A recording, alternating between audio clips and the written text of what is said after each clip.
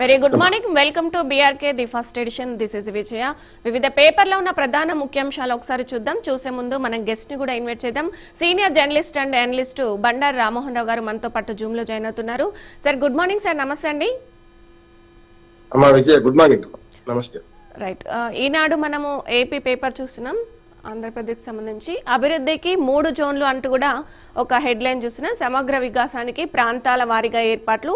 విశాఖ రీజియన్లో 9, అమరావతిలో 8, రాయలసీమలో 9 జిల్లాలకు అని కూడా ఒక వార్త చూస్తున్నాం. నీతి ఆయోగ్, సింగపూర్ సంస్థల ఆధ్వర్యంలో విజన్ ప్రణాళికలు, సీఎం సారథ్యంలో స్టీరింగ్ కమిటీ, సీఈఓగా సీనియర్ ఐఏఎస్, అలాగే విశాఖకు యువరాజు, అమరావతికి మీనా, రాయలసీమకు కృష్ణబాబు అంటూ కూడా ఒక వార్త చూస్తున్నాము రామ్మోహన్ రావు గారు. అంటే అభివృద్ధికి 3 జోన్లను ఏర్పాటు చేసినట్టు కూడా చూసినాం. విశాఖ, అమరావతి, రాయలసీమలో 9 జిల్లాలు అన్నట్టు కూడా ఒక వార్త చూస్తున్నాం. ఈ వార్తను అసలు ఎలా చూడొచ్చు అంటారు రామ్మోహన్ రావు గారు? రాష్ట్ర సమగ్ర అభివృద్ధికి ఇది కొత్త పద్ధతి బాగుందంట. తెలంగాణ కూడా ఈ మధ్య రేపు 9th, 10th గ్లోబల్ సమ్మిట్ జరగబోతుంది. ఇక్కడ కూడా అంతే కదా, ప్యూర్ రేర్ అని చెప్పి 3 విజన్లు చేశారు. హైదరాబాద్ కోర్ సిటీ, అట్లాగే మనకు చివరి ప్రాంతాలు కలిపి inner ring road, outer ring road, అప్పుడు మన ట్రిబుల్-R మధ్యన ఒకటి, మిగతా తెలంగాణ ఒకటి, అట్లాగే సేమ్ రాయలసీమ, ఉత్తరాంధ్ర, అట్లాగే మధ్యాంధ్ర కలిపి వేరువేరుగా జోన్లు చేశారు. చాలా సంతోషం, మంచిది అంటున్నాను. ఎందుకంటే సమగ్ర అభివృద్ధి అంటే ఒక విజన్ ఉంటారు. 2047 విజన్ ఇప్పుడు అందరూ కూడా భారతదేశంలో మోడీ గారు కానీ, ఎక్కడికక్కడ మన తెలుగు రాష్ట్రాల్లో చంద్రబాబు నాయుడు గారు, ఇక్కడ రేవంత్ రెడ్డి గారు కూడా ఈ 2047 లక్ష్యంగా పెట్టుకుని చేస్తున్నారు. దానిలో స్వల్పకాలిక లక్ష్యం 2031 పెట్టుకున్నారు. 10 ఇప్పటి నుంచి 10 ఏళ్ళు ఒక రకంగా 35 పెట్టుకున్నారు. అట్లాగే దీర్ఘకాలిక లక్ష్యం 2047.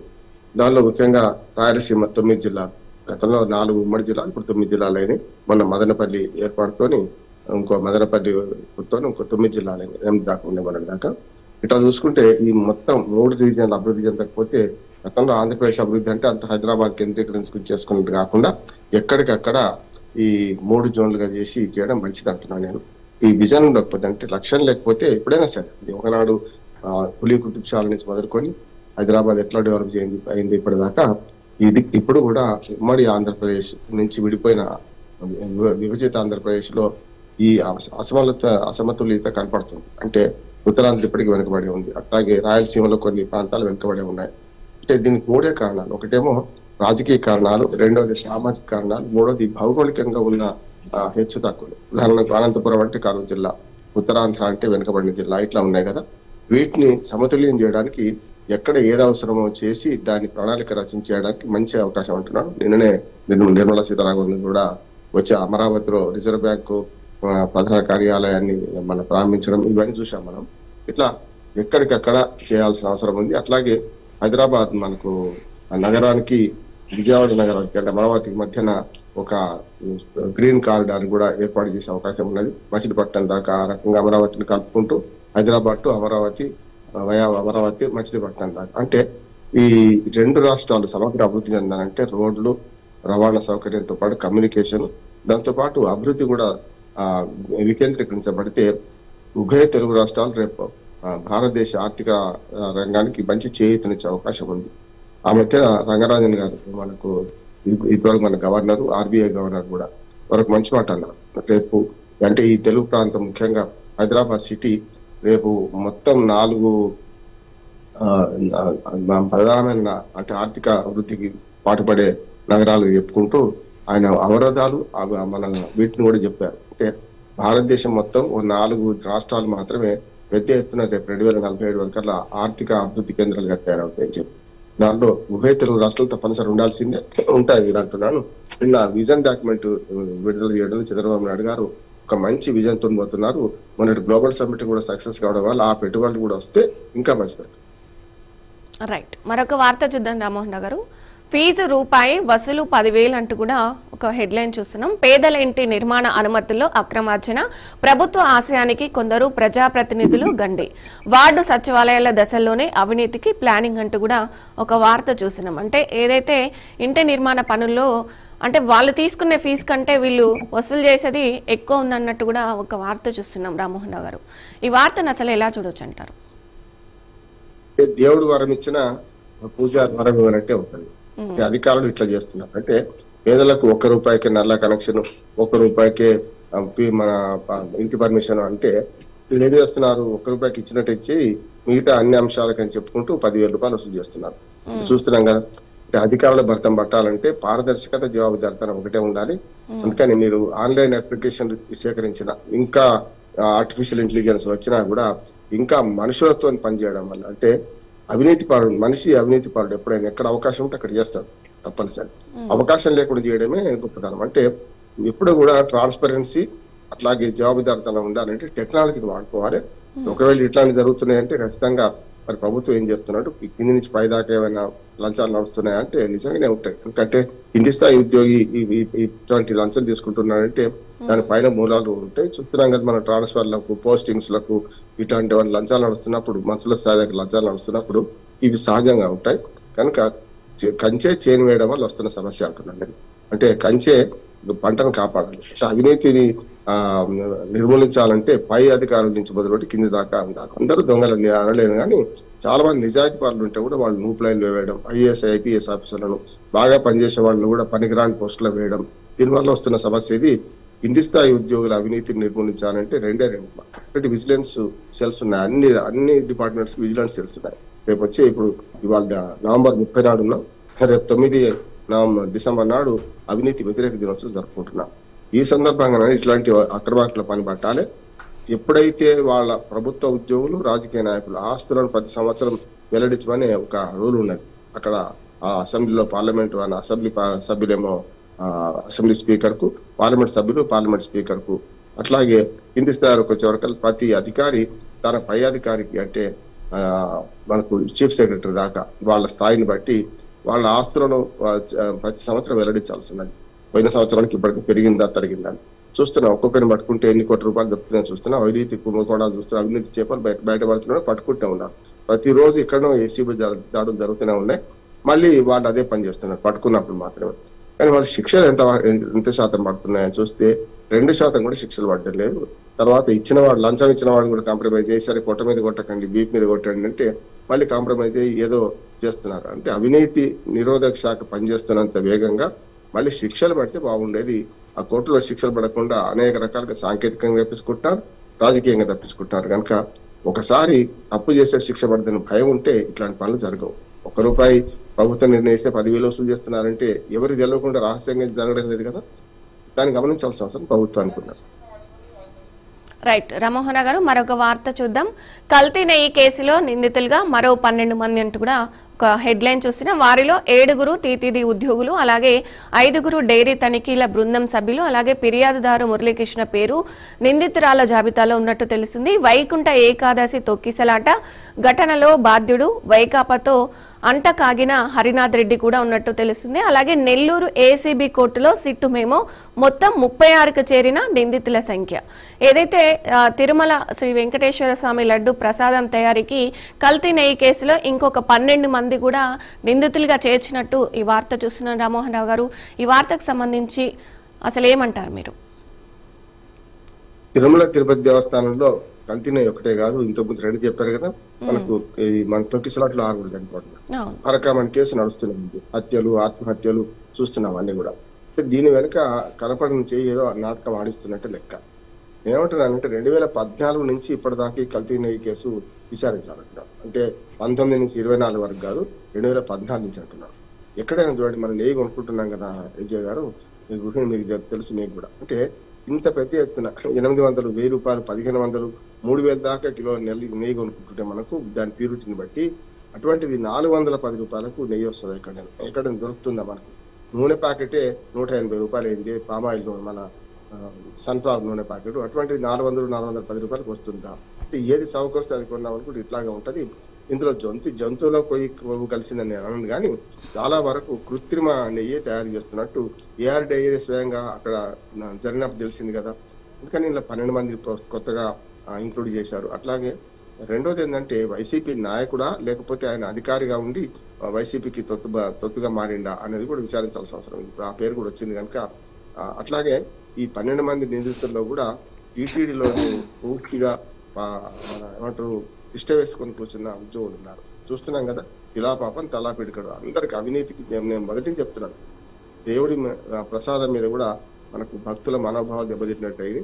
ఇప్పటికైనా 11, 12 ఏళ్ల నుంచి నెయ్యి ఎవరు సప్లై చేస్తున్నా ఎట్లా సప్లై చేస్తే తెలుసుకోవాలి. దీనికి శాశ్వత పరిష్కారం లేకుండా ఇట్లా ఒకరి మీద ఒకరు ప్రభుత్వాలు మారినప్పుడల్లా ప్రసాదాల మీద, గోవుల గోశాలల మీద, ఆఖరి విష్ణుమూర్తి విగ్రహం అక్కడెక్కడో రోడ్డు పక్కన పడ్డదని చెప్తే భూమన కరుణాకరుడి మీద కేసు అయింది, చూసినాం కదా. అంటే గత పాలక వర్గము, ఈ పాలక వర్గం, అంతకుముందు పాలక వర్గం, వీటిలో అందరూ కూడా అవినీతి చేసిన వాళ్ళు లేకుండా ఉన్నారని నేను అంటున్నాను. అందుకనే ఈ సిట్టి విచారణ సరిపోదు.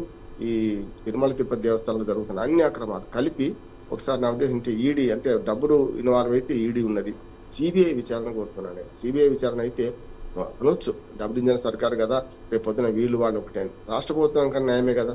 సిబిఐ కూడా కొంత విచారణ చేస్తున్నది. ఈ రెండింటికి సహకరించాల్సిన బాధ్యత టీటీడీ పాలక వర్గాలది. టీటీడీ పాలక వర్గంలో ఇష్ట వేసుకుని పాలక వర్గంలో ఇప్పుడు మారుతున్నారు, కానీ కొందరు మెంబర్లు వాళ్ళే ఉన్నారు కదా. ఇప్పుడు మొన్నటిదాకా వైసీపీ హయాంలో అక్రమాలు జరుగుతున్నాయి అంటున్నారు కదా. బీజేపీ సంబంధించిన వాళ్ళు 6 ఉన్నారు. అంటే ఒకరైతే మొత్తం గత 15 ఏళ్లుగా సభ్యుడిగా కొనసాగుతున్నారు. మరి ఒక్క చైర్మన్ అయినా, మరి మిగతా సభ్యులు లేరా, సభ్యులు ఏమైనా మాట్లాడుతున్నారా లేదా? ఇవన్నీ చూస్తే తిరుమల తిరుపతి దేవస్థానం బడ్జెట్, వార్షిక బడ్జెట్ 9,000 కోట్ల రూపాయలు. ఉదాహరణ చెప్పాలంటే మన జిహెచ్ఎంసీ, హైదరాబాద్ జిహెచ్ఎంసీ అంటే బడ్జెట్, జిహెచ్ఎంసీ మొన్ననే ఆమోదించారు కదా, 11,115 కోట్ల రూపాయలు. అంటే 9,000 కోట్ల రూపాయలు అంటే ఒక చిన్న రాష్ట్రానికి సంబంధించినంత బడ్జెట్, ఒరిజినల్ పనుల బడ్జెట్. మరి అటువంటిప్పుడు ఇంత అక్రమాలు జరుగుతుంటే మరి ప్రభుత్వం కళ్ళు మూసుకుందా? ప్రభుత్వాధీనంలో కమిటీస్ చేస్తున్నారు కదా. కనుక సమగ్ర విచారణ జరపాలి. ఇది ఒకటి కాదు, నేను చెప్పిన 4 కుంభకోణాలు మీరు జరపాల్సిన అవసరం ఉంది. ఈ 10-12 మంది చేసినా కూడా పరకామణి కేసులో ఇప్పటికి కూడా మరి సిఏ హత్య చేయబడ్డాడు. హత్య అని తేల్చారు కదా, ఎవరు చేశారో తేలలేదు. కనుక ఇవన్నిటిని విచారించాల్సిన అవసరం అయితే ఉన్నదని నేను అనుకుంటున్నాను. రైట్. రామ్మోహన్ రావు గారు, ఈనాడు తెలంగాణ చూస్తున్నాం మనం పేపరు. వచ్చే 10 ఏళ్ల అవసరాలు తీరేలా విద్యుత్ ప్రాజెక్టులు, 2030 నాటికి మరో 6,000 మెగావాట్లు అవసరం, 2047 నాటికి గరిష్ట డిమాండ్లో 8 రెట్లు పెరుగుదల, ఉప ముఖ్యమంత్రి బట్టి విక్రమార్క మాట్లాడినట్టు చూసినాం. అలాగే ఇక్కడ రాజకీయంగా కనుమరుగైపోతామనే అడ్డగోలుగా ఆరోపణలంటూ కూడా హరీష్ రావుపై బట్టి ధ్వజమెత్తినట్టు, అలాగే విద్యుత్ గణాంకాల మధ్య పొంతన ఏంది అంటూ కూడా బట్టిపై మండిపడిన హరీష్ రావు. అంటే ఒకరిపై ఒకరు ఇక్కడ ఆరోపణలు చేసుకున్నారు. అలాగే దీన్ని చూసుకున్నట్టయితే 2030 నాటికి మరో 6,000 మెగావాట్ల విద్యుత్తు అందుబాటులో ఉండేటట్టు కూడా ఒక ప్రాజెక్టులు తీసుకొస్తున్నట్టు మనం ఒక వార్త చూస్తున్నాం. ఈ వార్తను ఎలా చూడొచ్చు రామ్మోహన్ రావు గారు? విద్యుత్ కొనుగోలు ఒప్పందంలో తప్పనిసరి అవినీతి లేకుండా లేదు. అప్పుడైనా ఇప్పుడైనా ఉమ్మడి ఆంధ్రప్రదేశ్ నుంచి మేము విద్యుత్ రంగ సంస్థలలో మేము ఫ్రాంచైజీ తీసుకొని పనిచేసిన వాళ్ళం, ఉద్యమ సంస్థ నుంచి. అంటే ఏమంటున్నానంటే అప్పుడైనా ఇప్పుడైనా పారదర్శకత లేకపోతే ఇట్లాగే ఉంటుంది. ఒక్కోసారి పీక్ అవర్స్ లో 10 రూపాయలకు యూనిట్ కూడా కొనుక్కొని మనం రూపాయికి, 2 రూపాయలకు 50 యూనిట్ల, 200 యూనిట్ల వాళ్ళకైతే అసలు ఫ్రీ ఇస్తున్నాం కదా. విద్యుత్ రంగ సంస్కరణలో ఫ్రీ ఉంటుంది ఎప్పుడు పట్టుకోండి. రెండోది ఏంటంటే ప్రభుత్వంలో అప్పుడున్న వాళ్ళు ఇప్పుడున్న వీళ్ళు కూడా పరస్పర ఆరోపణ చేసుకుంటున్నారు. ఒక రకంగా చెప్పాలంటే మెల్లమెల్లగా థర్మల్ విద్యుత్తును తక్కువ చేసుకొని హైడ్రాలు, అట్లాగే పవన విద్యుత్తు, ఇతరత్ర విద్యుత్తును మన సోలార్ విద్యుత్ ఇవి తయారు చేసుకోవాల్సిన అవసరం ఉంటే సంప్రదాయేతర ఇంధనాన్ని వాడుకుంటే బాగుండేది. కానీ ఇప్పటికేమవుతుంది, ఇంకా బొగ్గు మీద ఆధారపడుతున్నారు. దానికి కారణం ఏంటంటే మిగతావన్నీ చేసిన రకంగా చెప్పాలంటే విండ్ పవర్ ఉందనుకోండి పెట్టవచ్చు, కానీ దాన్ని పూర్తిగా నమ్ముకోలేము. కానీ మన సోలార్ పవర్ ని నమ్ముకోవచ్చు. సోలార్ పవర్ అద్భుతంగా, సూర్యరశ్మి ఎక్కువ ఉండే దేశం మనకు ముఖ్యంగా ఉభయ తెలుగు రాష్ట్రాలు అయితే మంచి సూర్యరశ్మి ఎప్పటికప్పుడు 12 నెలలు అన్ని రోజుల్లో ఎప్పుడో ఒకసారి వర్షాకాలంలో తప్ప మిగతా సూర్యరశ్మి ఉంటుంది మనకు, దాన్ని నమ్ముకోవచ్చు. కానీ ఏం చేస్తున్నారంటే ఈ థర్మల్ విద్యుత్ మీద ఆధారపడే క్రమంలో చూసుకుంటే 800 యూనిట్ల విద్యుత్ మెగావాట్ల విద్యుత్ కేంద్రాన్ని మన రామగుండంలో స్థాపిస్తామంటున్నారు. మంచిది, 2047 విజన్ పెట్టుకోవాల్సిందే. ఎన్ని లక్షల మెగావాట్లు, 1000 మెగావాట్లు కావాలని చేయాల్సిందే. కానీ ఏమైతుందంటే పరస్పర ఆరోపణలలో మొన్నటిదాకా మనకు యాదాద్రి, భద్రాద్రి దాని మీద ఆరోపణలు చేశారు కదా. విద్యుత్ కొనుగోలులో ఒప్పందం మన అక్రమాలు జరిగినాయని, ఛత్తీస్గఢ్ నుంచి లైన్ వేస్తే కూడా దానిలో అక్రమాలు జరిగినాయని, బిహెచ్ఈఎల్ లాంటి ప్రతిష్టాత్మక కేంద్ర ప్రభుత్వ సంస్థ సప్లై చేసిన దానిలో కూడా అవినీతి జరిగిందని ఇవన్నీ అంటున్నారు. ఒక రాష్ట్ర ప్రభుత్వానికి అవినీతి జరిగిందని మొన్నటిదాకా పాత ప్రభుత్వం మీద వాళ్ళు ఆరోపించారు. ఇప్పుడు సరిగ్గా అదే ఆరోపణలు వీళ్ళు చేస్తున్నారు కదా, బీఆర్ఎస్ వాళ్ళు చేస్తున్నారు కదా, హరీష్ రావు చేస్తున్నారు కదా. అక్కడ హరీష్ రావు గారు అప్పుడు ఆర్థిక మంత్రి, ఇప్పుడేమో బట్టి విక్రమార్క గారు ఉప ముఖ్యమంత్రి, ఆర్థిక మంత్రి కూడా. అంటే ఈ పరస్పర ఆరోపణల మధ్యలో నేనేమంటున్నానంటే అసలు థర్మల్ విద్యుత్ లాభ నష్టాలు ఏమిటి, దీనిలో వాళ్ళు చేసింది వీళ్ళు చేసింది ఒక శ్వేతపత్రం ప్రకటించాలి. ప్రజలకు వైట్ అండ్ బ్లాక్ లో చెప్పకపోతే, బ్లాక్ అండ్ వైట్ లో చెప్పకపోతే ఏమవుతుందంటే ఇది వాళ్ళ ఆరోపణలు కరెక్టా వీళ్ళ ఆరోపణలు కరెక్టా, ప్రజలు ఏమయ్యాలు పడతారు కదా. ఇద్దరు అవినీతి ఆరోపణ చేసుకుంటారు, మొత్తం మీద అవినీతి అవుతున్నది, ఇద్దరు చేసుకుంటున్నారు కనుక అప్పుడు యాదాద్రి భద్రాద్రి మీద కానీ ఇప్పుడు వీళ్ళు కొత్తగా మనకి విద్యుత్ మన థర్మల్ విద్యుత్ మన కొత్త కేంద్రాల స్థాపనకు కానీ ప్రయత్నం చేస్తున్న సందర్భంలో పరస్పర ఆరోపణ చేసుకుంటూ అవినీతి అయితే ఇక్కడ ఉన్నది అక్కడ ఉంది అని అర్థమవుతుంది కనుక ఇవి ప్రజలకు వాస్తవాలు తెలపాల్సిన బాధ్యత మనకు విద్యుత్ రంగ సంస్థలది, ముఖ్యంగా ప్రభుత్వానికి. దీని మీద శ్వేతపత్రం ప్రకటించాలనేది ప్రజలు కోరుతుంది. రైట్ రామ్మోహన్ రావు గారు, మరొక వార్త చూద్దాం. గ్లోబల్ సమిట్ పై నేడు ఉన్నత స్థాయి సమావేశం. అయితే ఈరోజు మళ్ళీ కూడా నిన్న జరిగినట్టు తెలిసింది, అలాగే ఈరోజు మళ్ళీ రేవంత్ రెడ్డి అధ్యక్షతన తెలంగాణ రైజింగ్ గ్లోబల్ సమిట్ పై ముఖ్యమంత్రి రేవంత్ రెడ్డి ఆదివారం ఉన్నత స్థాయి సమావేశం నిర్వహించనున్నారు. అలాగే తెలంగాణ రైజింగ్ 2047 డాక్యుమెంట్ ను ఖరారు చేయడంతో పాటు 2 రోజుల సదస్సులో చర్చించాల్సిన అంశాలు, పాల్గొనే ప్రముఖులు తదితర అన్ని విషయాలపై చర్చించడానికి దీన్ని ఏర్పాటు చేసినట్టు కూడా సంబంధిత వర్గాలు తెలిపాయి. ఇక ఇది సెక్రటేరియట్ లో సమావేశం నిర్వహించనున్నట్టు కూడా మనం ఒక వార్త చూస్తున్నాం. ఈ వార్తను ఎలా చూడొచ్చు అంటారు? అంటే ఈ సమావేశంలో ఎలాంటి విషయాలు మాట్లాడే అవకాశం ఉందంటారా రామ్మోహన్ రావు గారు? ఖచ్చితంగా రైజింగ్ 47 తెలంగాణ 47 దాని విషయంలో మంచి ఏర్పాట్లు చేస్తున్నారు. ఫ్యూచర్ సిటీలో లాస్ట్ డే నడితే 3000 డ్రోన్లతోని ప్రపంచంలో అద్భుతం సృష్టించబోతున్నారు. అంటే పైనుంచి అట్లాగే డ్రోన్ల విన్యాసాలు కూడా చేయబోతున్నారు. అంటే హైదరాబాద్ ను చాలా, అంటే మనకు హైదరాబాద్ గొప్పతనం గురించి కానీ హైదరాబాద్ అవకాశాలు మాత్రం కానీ వీటిని మన ప్రభుత్వం ఇచ్చే ప్రోత్సాహకాలు కానీ వీటన్నిటి గురించి చెప్పుకుంటూ ప్రపంచవ్యాప్తంగా హైదరాబాద్ ను గ్లోబల్ సిటీగా చూపించి మీరు పెట్టుబడులు తీసుకురమ్మని ఆహ్వానించే పరిస్థితి చేస్తున్నారు. దానిలో ముఖ్యంగా మోడీ గారు కూడా వస్తారంటున్నారు, స్వయంగా ఆహ్వానిస్తారని కూడా రేవంత్ రెడ్డి గారు చెప్పారు. ఇది మంచిది అంటున్నారు. అంటే మనకు ఈ హైదరాబాదు భౌగోళికంగా చూస్తే కూడా విశ్వనగరం, ఒకటి భాష, ప్రాంతము, మతము, కులం అనకుండా అందరూ బతికే పరిస్థితి. రెండోది ఏంటంటే మనకు భౌగోళికంగా ఉన్న పరిస్థితిలో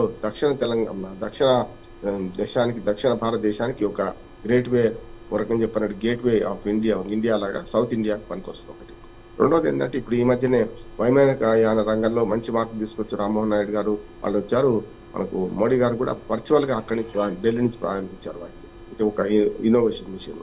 అట్లాగే మనకు ఈ మొదటి నుంచి కూడా అంబేద్కర్ గారు ఏనాడు అన్నారు ఏంటంటే దాదాపు 80 ఏళ్ల క్రితం అన్నాడు అంబేద్కర్ గారు, ఒక రకంగా చెప్పాలంటే భారతదేశానికి 2వ రాజధాని నిర్మించాల్సి వస్తే ఆనాడు కలకత్తా నుంచి ఢిల్లీకి మార్చారు, రకరకాల అయింది కదా. ఢిల్లీతో పాటు భారతదేశానికి 2వ రాజధానికి హైదరాబాదు ఒక పనికొస్తుందని చెప్పి 60-70 ఏళ్ల క్రితమే అంబేద్కర్ గారు అన్నారు. అంటే అవన్నీ చూసుకుంటే మనకు అర్థమైంది ఏంటంటే హైదరాబాద్ కు గ్రోత్ లెవెల్ పెరిగే అవకాశం ఉన్నది. ఎప్పటికప్పుడు పార్టీలు మారుతుంటాయి, పాలకులు మారుతుంటారు, కానీ విజన్ అయితే ఎట్టుకోవద్దు కదా. అందుకని ఈ విజన్ 2047 దానిలో స్వల్పకాలిక లక్ష్యం పెట్టుకున్నారు, దీర్ఘకాలిక లక్ష్యం పెట్టుకున్నారు. హైదరాబాద్ అభివృద్ధికి కూడా విలీనం 20 మున్సిపాలిటీలు 7 కార్పొరేషన్లు విలీనం అయిన తర్వాత ఇప్పుడు 3 జోన్లు 3 మన కార్పొరేషన్లు ప్రకటిస్తామంటున్నారు. రేపు డిసెంబర్ 1 నాడు రేపు ప్రకటిస్తామంటున్నారు. ఒకవేళ నిజంగానే ఈ మొత్తం అంతా ప్రణాళిక ప్రకారం పోతే అద్భుతమైన అవకాశాలు హైదరాబాద్ ఉంటాయంటున్నారు. మిగతా మనకు సిటీస్ కి లేని అవకాశాలు మనకు ఉన్నాయి. అంటే చెన్నైకి కానీ కలకత్తా, బొంబాయికి అయితే సముద్ర తీరం ఉంటుంది ఒక పక్కంతా కూడా, కనుక వాళ్లకు విస్తరణకు అవకాశం తక్కువ. కనుక బొంబాయి అయితే పూణే నుంచి మొదలుకొని పూణే నుంచి పూణే వరకు ఆ కారిడార్లు ఏర్పాటు చేసి 9 కార్పొరేషన్లు ఏర్పాటు చేశారు. అట్లాగే ఢిల్లీలో కాలుష్యం సమస్య ఉన్నది, మనకు బెంగళూరులో ట్రాఫిక్ సమస్య ఉన్నది. ఇన్ని విస్తరణకు అవకాశం ఉన్న ఒకే ఒక్క నగరం, పెద్ద నగరం మనకు హైదరాబాద్. ఇవాళ ప్యూరు రేరు అనే 3 అంశాలతో, అంటే కోర్ అర్బన్ సిటీ, తర్వాత సెమీ అర్బన్ సిటీ, అట్లాగే మొత్తం అంతా మిగతా తెలంగాణ రూరల్ సిటీగా చేసుకుంటూ అక్కడ రూరల్ వ్యవసాయం, అట్లాగే సెమీ అర్బన్ లో పరిశ్రమలు, పూర్తిగా అర్బన్ లోనేమో అన్ని కార్యాలయాలు, ఆఫీసులు, ఉద్యోగాలకు అవకాశాలు, ఇట్లా వీటికి చేసే ప్రయత్నం చేస్తున్నారు. రేపటి గ్లోబల్ సమ్మిట్ ఏదైతే ఉందో అది సక్సెస్ కావాలని కోరుకుందాం. అందులో ఈ అంశాలన్నీ చర్చగా వస్తాయి. దాని గురించి మరొకసారి మాట్లాడుకుందాం. రైట్ రామ్మోహన్ గారు, మరొక వార్త చూస్తున్నాం. సూర్యాపేట జిల్లా నెమ్మకల్ క్లస్టర్లో నామినేషన్లు వేసేందుకు శనివారం రాత్రి 8 గంటల సమయంలోనూ బారులు తీరిన అభ్యర్థులు. రాత్రి వరకు కొనసాగిన నామినేషన్ల పర్వం చివరి రోజు సర్పంచ్ స్థానాలకు 20,000, వార్డు సభ్యులకు 50,000కు పైగా దాఖలు వచ్చినట్టు కూడా మనం చూస్తున్నాం.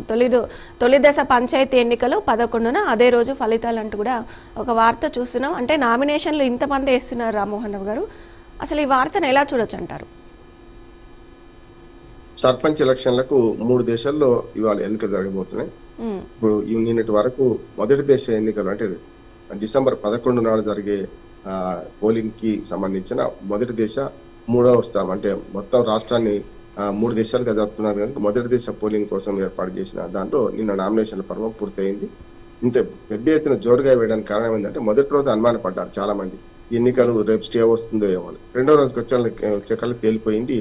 ఈ మన హైకోర్టు కూడా ఏమన్నదంటే ఎక్కడైనా తీవ్రమైన నష్టం జరిగినప్పుడు మాత్రమే ఆ కేసులు మేము చూస్తాం, కానీ ఓవరాల్ గా మొత్తం రాష్ట్రంలో దీన్ని స్టే విధించమని హైకోర్టు చెప్పిన తర్వాత అప్పటికప్పుడు నామినేషన్ పత్రాలు తయారు చేసుకోవడానికి అయితే టైం పడుతుంది కదా.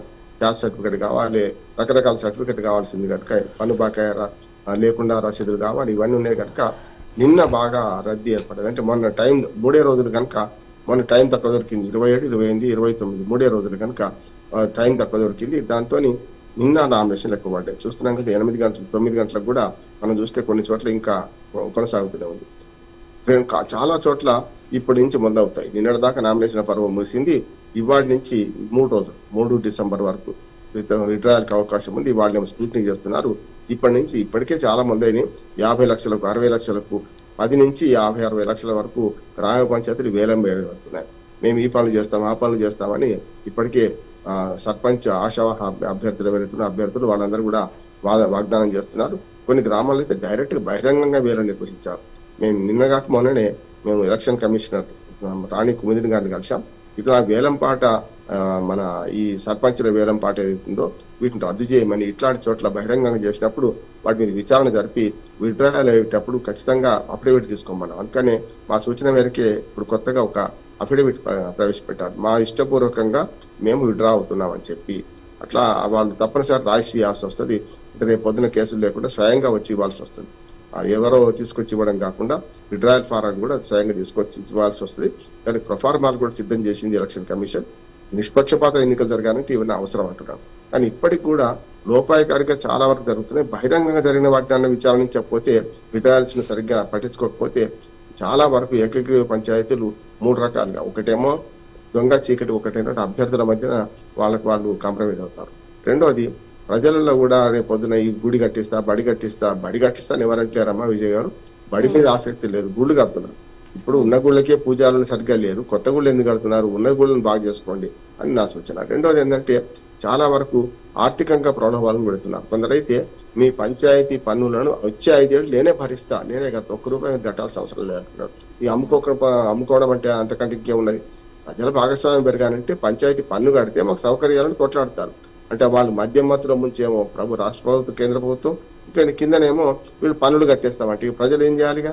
₹1 కిలో బియ్యం ఇచ్చి మంది అన్ని ఫ్రీ ఇచ్చేసేసి జీవితాలను నాశనం చేస్తున్నారు. ఉచిత విద్య, వైద్యం ఇవ్వాల్సిన అవసరం ఉంది కానీ మిగతా అన్ని అవసరం లేదు. ఇవాళ వేలంపాట రాజకీయాల్లో పూర్తి స్థాయిలో గ్రామాల్లో జరుగుతున్న అన్యాయాన్ని, అక్రమాలను ప్రతిఘటించాల్సిన అవసరం ఉంది. ఏకగ్రీవ ఎన్నిక అనేది ఉండకూడదు. 90% గతంలో ఉండే చాలా మంచి ఆశయంతో మొదలుపెట్టింది.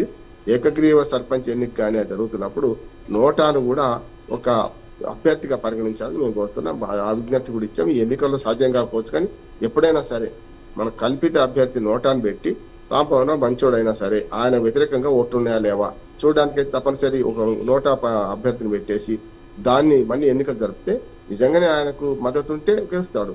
లేకపోతే నోటాకి ఎక్కువ ఓట్లు వచ్చినాయి అనుకోండి, ఆయన పనికి రావడానికి తెలుస్తాడు. అంటే 4 దొంగలు నిలబడి ఎవరికి ఓటు వేయాలన్నప్పుడు ఈ నోటా ఉపయోగపడితే అప్పుడు ప్రవేశపెట్టాం. కానీ ఇప్పుడు ఏమైంది? నోటాను పక్కన పెట్టి ఒక ఏకగ్రీవ ఎన్నికలు చేసుకుంటూ పోతే ఇట్లాంటి ప్రలోభాలకు లోనవుతున్నారు. భయపెట్టి కూడా కొన్ని చోట్ల భయపెట్టి చేస్తున్నారు. భయపెట్టడం తక్కువైంది. ఎందుకంటే ప్రలోభ పెట్టడం ఈజీ, భయపెట్టడం కంటే. భయపెడితే ఎవడైనా ఓడి బయటపడి పోలీస్ స్టేషన్ కంప్లైంట్ చేస్తారు. ఇవి అట్లా కాదు కదా. కనుక నామినేషన్ల జోరు పెరిగింది కానీ ఇందులో అక్రమాలు అరికట్టవలసి ఉంది. ఈ 15 రోజుల్లో సరిగ్గా వాటి నుంచి 17వ తేదీకి అయిపోతుంది. 18 రోజుల్లో ఎన్నికలు అయిపోతాయి.